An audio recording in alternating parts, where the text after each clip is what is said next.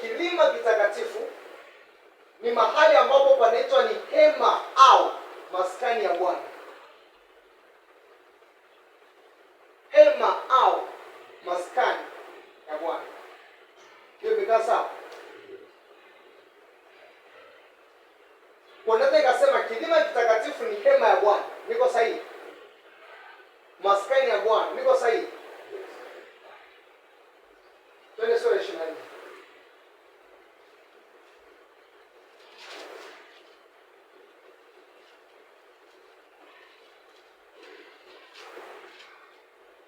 Ule mstari wa 3 nisome. Zaburi 24 mstari wa 3, 1, 2, 3. Nani atakayepanda katika mlima wa Bwana? Nani atakayesimama katika utakatifu wake? Aha. Kwa maana yake mlima wa Bwana ni patakatifu kwa Mungu. So maana yake kuna misamiati mitatu ambayo imeongezeka mpaka wakati huu, ya kwamba mlima wa Bwana unaweza kaitwa hema ya Bwana, maskani ya Bwana, patakatifu kwa Mungu.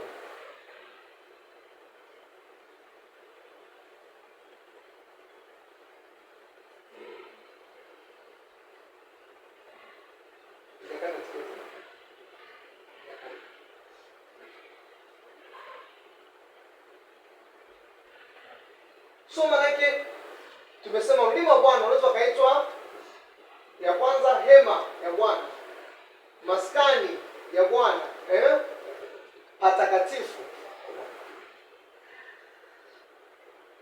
Kama umenielewa hapo hicho nilichokisema, unaufasirije huu mstari wa Zaburi 121? Twende Zaburi 121. Niambie ungeufasiri vipi?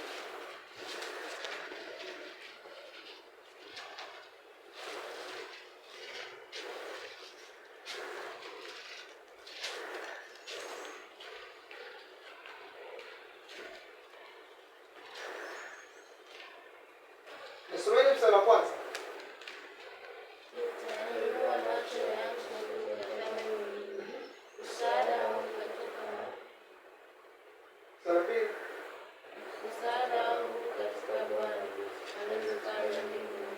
Ikiwa umenielewa kwamba mlima ni mahali patakatifu, ni hema na maskani ya Bwana, Daudi anaposema nitainua macho yangu nitazame mlima, unaelewa kitu gani? Milima haya msemeno milima.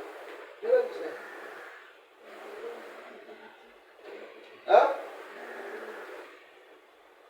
Maana na ili tufanye kitu kwa kigumu, ametofautisha milima ya kwamba huko msaada wake hautoki. Msaada wake unatoka kwa Mungu aliyeumba mbingu na nchi.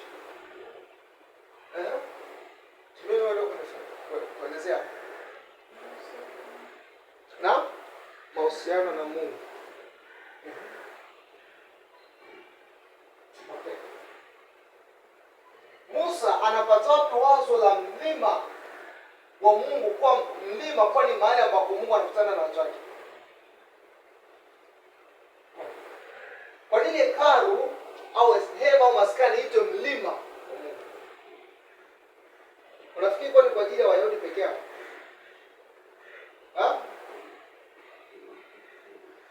Kwa nini usome kitabu cha Wafalme unakuta msema kama wakapajenga mahali pa juu, wakatoa sadaka mahali pa juu? Unakuta msamiati kama hii, au unakuta msamiati kwamba akapabomoa mahali pa juu.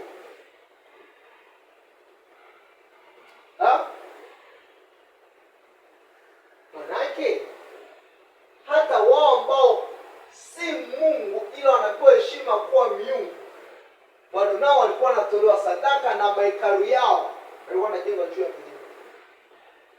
Kwa Daudi anasema nitainua macho yangu nitazame namna ambavyo watu wa mataifa wanatafuta misaada kwa miungu yao, lakini mimi msaada wangu hautoki kwa ile miungu. Msaada wangu unatoka kwa Mungu mkuu aliyeumba mbingu na nchi, ikiwa pale milima. So maana yake Daudi, ufasiri wa mstari wangu tunaishia kwamba alitazama milima magumu. Nitayainua macho yangu nitazame ikawa kwenye context ya kimaandiko ni kwamba mlima alikuwa ni mahali ambapo watu wanaona wako karibu na Mungu au miungu, kwa panafaa kufanya ibada aidha kwa Mungu au miungu. So wakati wengine wanaelekea huko, maana kwa wakati wake Daudi anashuhudia wafalme wengine, labda anaona mfalme wa Tiro yupo anaenda kumtafuta bahari kwenye milima na vitu kama hivyo. Leo anasema msaada wangu upo katika kilima kitakatifu. Na Daudi naye kwa sababu zake akasani anaingia hemani pa Mungu, anasema nani atakayepanda kwenye mlima wako mtakatifu? Japo ni hekalu limejengwa hapo. Tuko clear mpaka hapo? Tumeelewana? Tumalize kitabu cha Isaya sura ya kwenye hiyo eneo la mlima, tuangalie sura ya 2 mstari wa kwanza.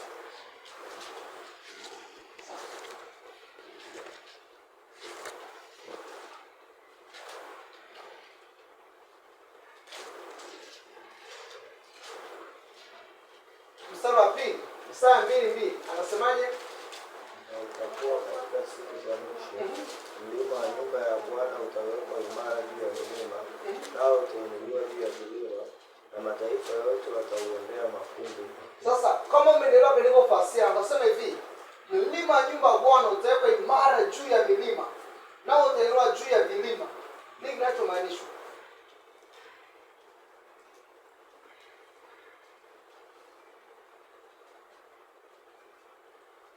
Milima na vilima inawakilisha miungu.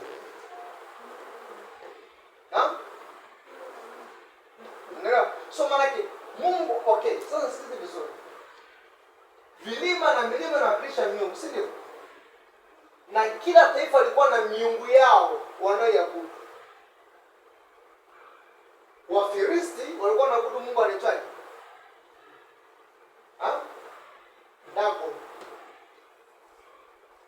Dagon, na Mungu mwingine wa Wakanaani alikuwa ni Mungu gani? Bahari, si ndio? Ukienda vitani ukamshinda Mfilisti, maana yake umemshinda Mungu wao. So mataifa walikuwa wanawakilishwa na miungu yao. Ndio maana Wayahudi waliposhindwa kwa Wafilisti wakachukua ile sanduku la agano wakalipeleka kwenye nyumba ya Mungu wao Dagon,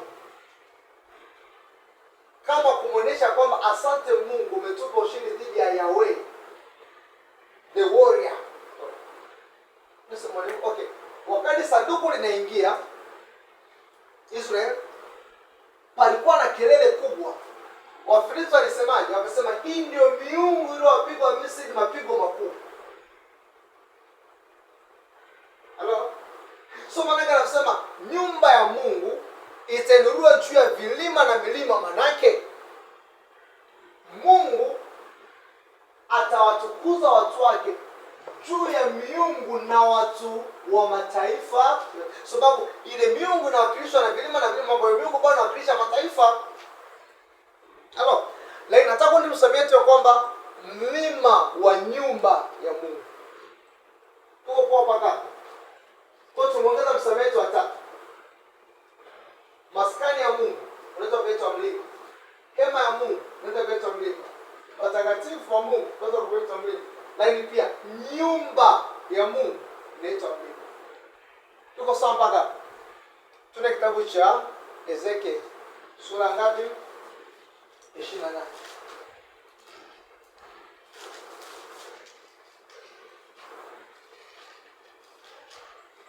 Ezekiel sura 28.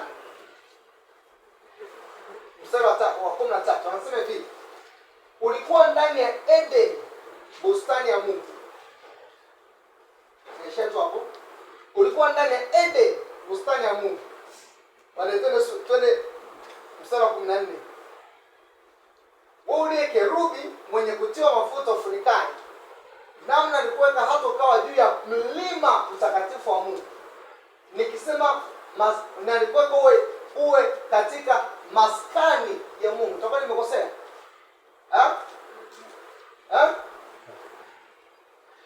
Mbona naacha? Nikiweka hapo badala ya mlima mtakatifu wa Mungu nikasema maskani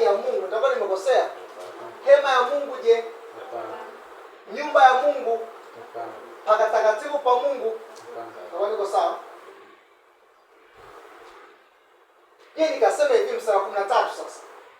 Ulikuwa ndani ya Edeni, nyumba ya Mungu. Ndio nimekosea? Ndio nimekosea? Kwa maana yake namna bora wa kuelewa Eden ni nyumba ya Mungu. Na kwa sababu ni nyumba ya Mungu, maana yake shughuli kubwa inayofanyika ni kazi ya kikuhani. Tunamtumikia Mungu. Ndio maana then after ku describe Eden kama nyumba ya Mungu, anaelezea sehemu ya vazi la kikuhani. Kazi ya kikuhani.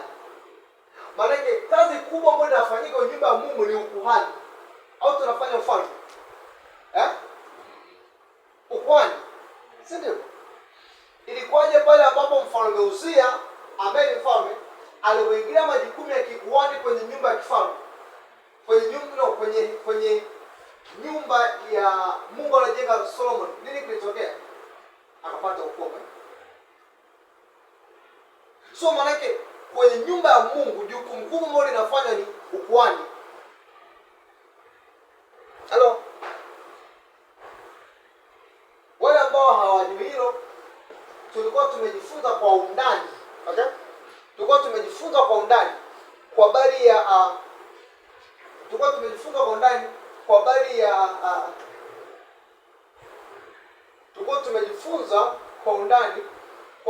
ya ukuhani na ufalme kwenye family gathering iliyokuwa imepita. Nikisema tu nitaanza kusema mengi, niseme sasa. Kwa hiyo, sisi vizuri. So manake Adam kama mweka kwenye bustani ya Eden, manake amewekwa kwenye mlima wa Mungu, si ndio? Ambapo ni nyumba ya Mungu. Unafikiri jukumu kubwa ambalo Adam analifanya ni nini? Anamtumikia Mungu, si ndio? Labda turudi tena kwenye bustani ya Eden. Tuende tena kitabu cha Mwanzo sura ya 2, tuangalie kitu kimoja.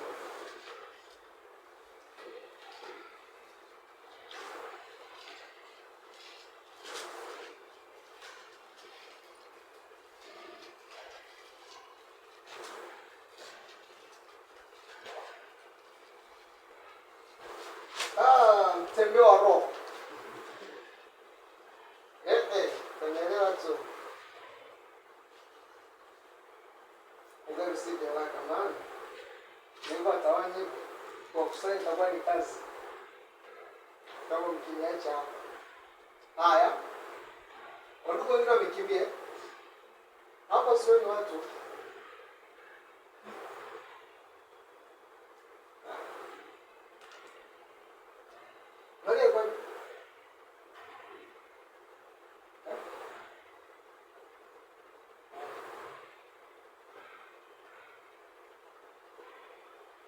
Okay, sawa.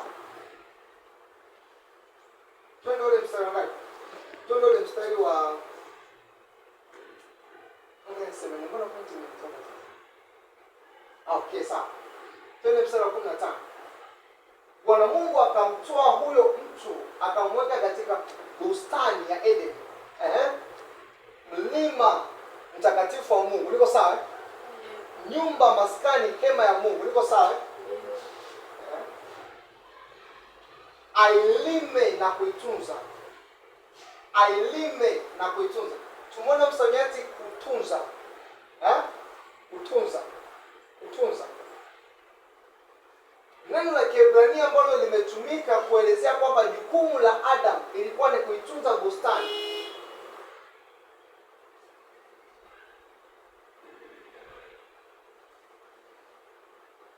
Ilikuwa ni kuitunza bustani. Ndio neno hilo Musa analitumia kuitunza hema kukutania.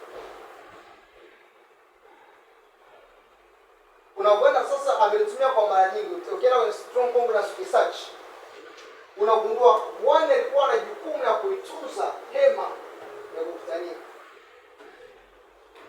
Yeye ndo alikuwa anafanya watchfulness ya hema ya kukutania. Kwa kusema hivyo manake bustani ya Eden si mahali ambapo palikuwa na matunda ya kula. Bustani ya Eden palikuwa ni mahali pa ushirika, koinonia, intimacy na Mungu.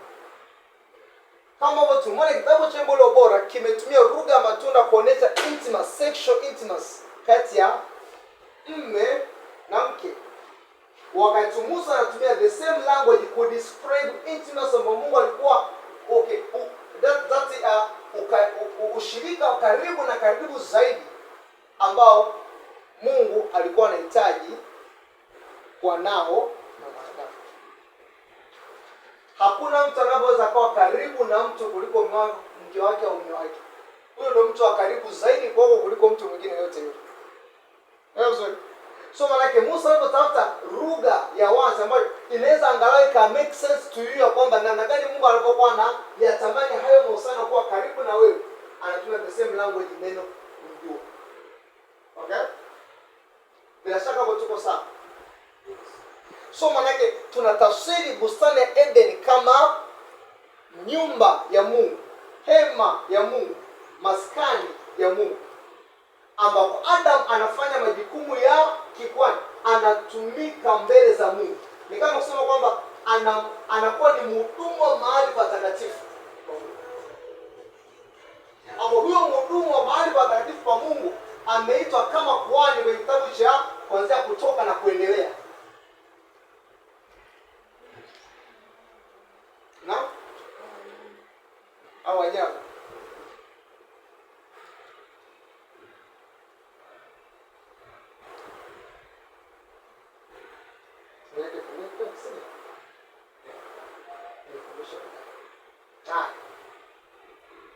Sidi hapo, mimi ni yangu nikae kwenye mito, si ndio? So manake tukisoma ule mstari wa 10 anasema ukatoka mto katika Edeni wa kutilia bustani maji. Naweza kusema kwamba ukatoka mto katika nyumba ya Mungu. Na?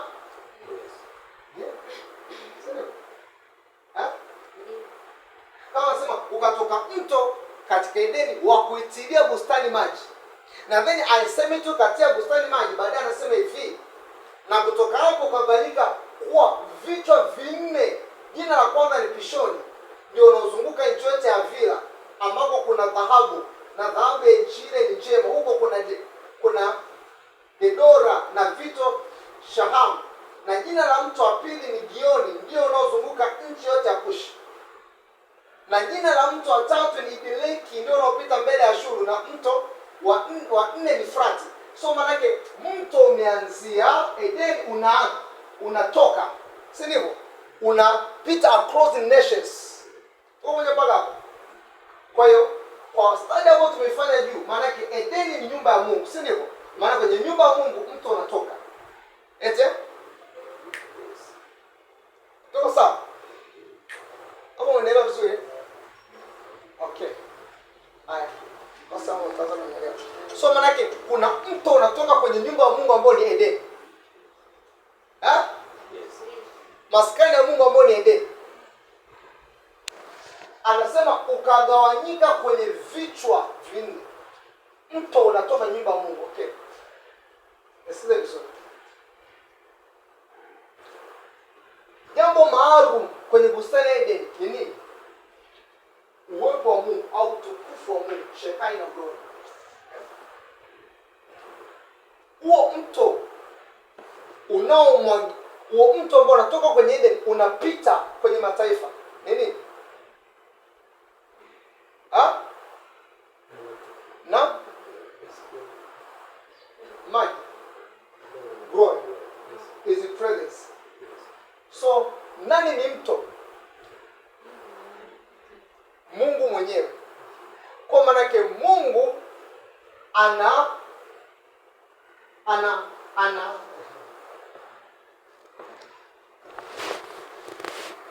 Mungu ni mto unaotoka nyumba ya Mungu, unagawanyika kwenye vichwa vinne. Halo?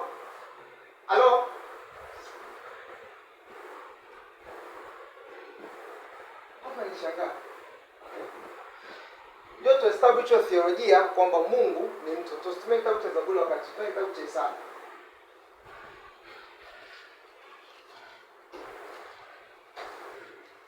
Kitabu cha Isaya sura 8.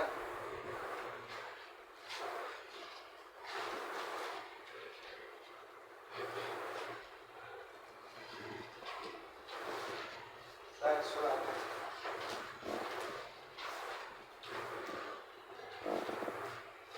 Isaya sura ya 8. Anasema hivi. Nasoma mstari mchache.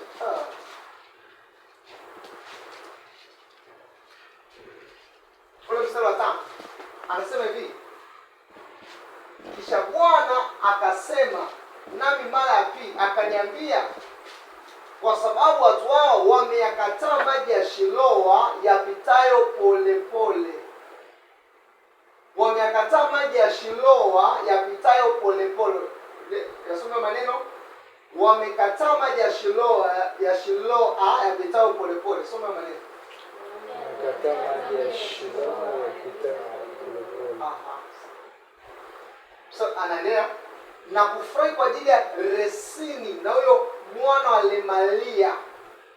Kwa sasa angalia, Resini alikuwa ni mfalme wa Israeli. Anasikia kusema? Kwa maana yake watu wamekataa maji ya Shiloa yanayopita polepole na kufurahia maamuzi ya kipumbavu yanayofanywa na Resini mfalme wa Israeli. Sasa angalia, Bwana aleta juu yako maji ya huo mto yenye nguvu mengi sana. Nayo ni mfalme wa Ashuru na utukufu wake.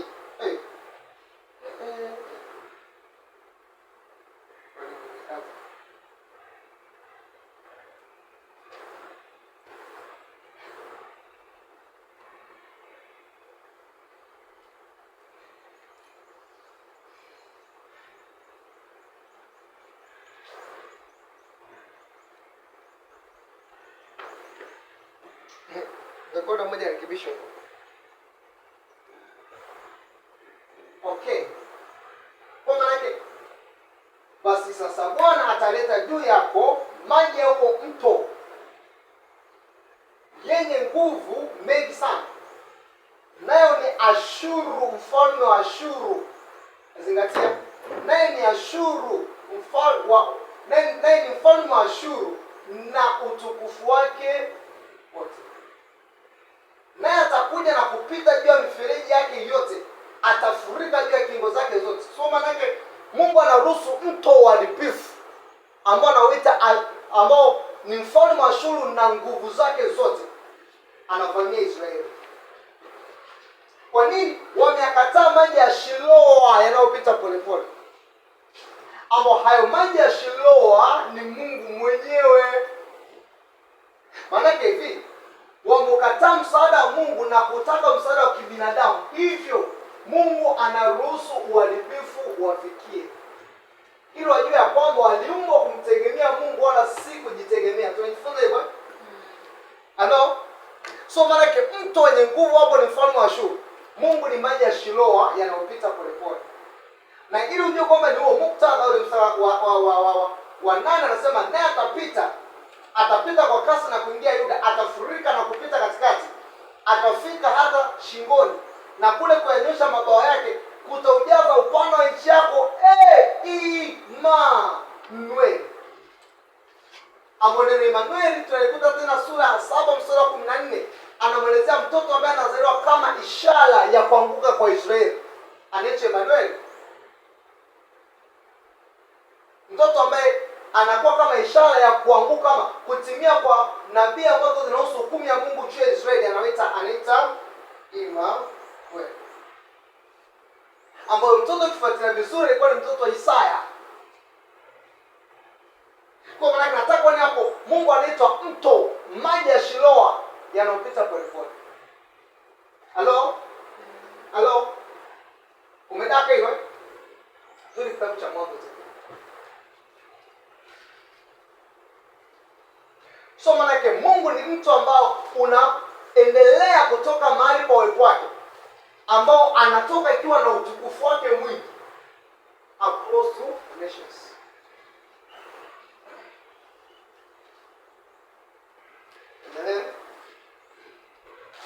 Sura hiyo pili anasema ukagawanyika kwenye vichwa vinne.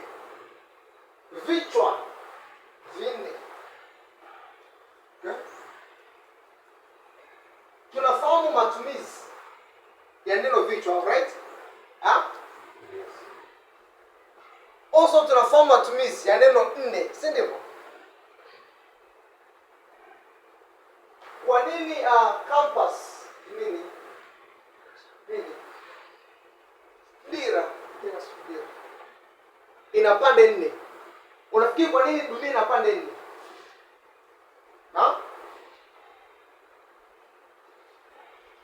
Anapotumia neno vichwa vinne, anaonyesha huo mto unakaa eneo lipi? Dunia nzima. So maanake Mungu anatoka kutoka kwenye nyumba yake akiwa na utukufu mwingi, naye anatoka kusudio la kuimwagilia dunia nzima. Hapo umeelewa? So maanake si mto ambao unatiririka mkondo wake ukawa ni mmoja tu. No. Badala yake ni mto ambao dunia inamwagiliwa na hayo maji. So maanake Mungu anatoka patakatifu pake, then anamwagika duniani kote.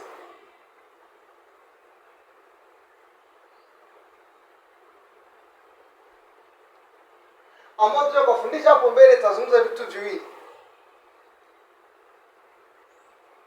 ya kwamba this very verse ilikuwa inaongelea activities ambazo Roho Mtakatifu atazifanya through. So manake anaifikia dunia nzima, unapita across the nations. Mataifa anatajwa hapo. Kwa mfano katika hapo kwa mfano nasema jina la kwanza ni Pishoni, ambao Pishoni inamaanisha ni overflowing ama increase, ambapo utagundua haya majina ya mito inataja tabia ya huo mto vile utakavyokuwa. Jina la kwanza ni Pishoni, ndio unaozunguka nchi yote, anatoa nchi ya Avila ambako kuna dhahabu.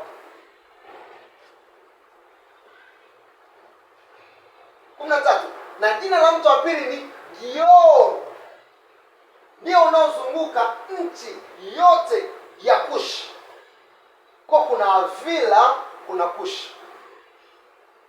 Jina la mto wa tatu ni Idlek, ndio unaopita mbele ya Ashuru. Also kuna Ashuru. Na mto wa nne ni Frati. So maana unagundua anataja hiyo mikondo ya mito inafikia different nations.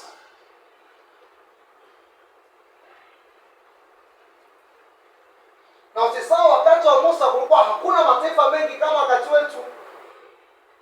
Na hata kipindi cha Adam kulikuwa kuna mataifa. Hata kwa Adam kulikuwa na Kushi. Kwa Adam kulikuwa na Ashuru.